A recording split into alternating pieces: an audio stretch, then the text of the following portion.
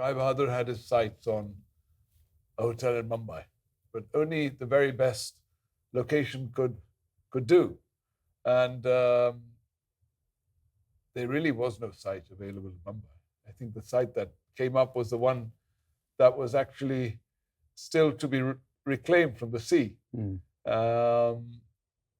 the story goes that Rai Bahadur bid twice the bid that anybody else put up for that location. It was 2,800 odd square meters. And paid over 2.5 crores for that site, which in today's money, of course, doesn't seem to be a lot of money. But ultimately, it represented an opportunity to position the brand in a completely different way. Tallest building in India, 550 rooms, if I'm not mistaken, in the first phase, and then there were more rooms added thereafter. So that was really perhaps a big gamble, if you like. And thereafter, of course, Mr. P.R.S. Oberoi planned and commissioned the Oberoi Mumbai, which was a different level altogether. That was, of course, another 10 years thereafter. But to have nearly 1,000 rooms at one location, it was a huge investment. And today, of course, it's really the backbone of the profitability of the company. It continues to go from strength to strength. So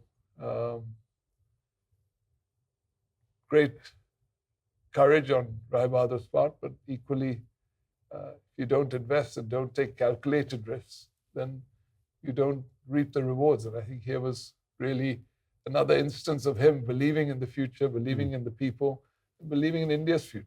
And guests arrived and continued to visit that location, which is now going through another renaissance with the additional infrastructure. The hotels are doing very well again.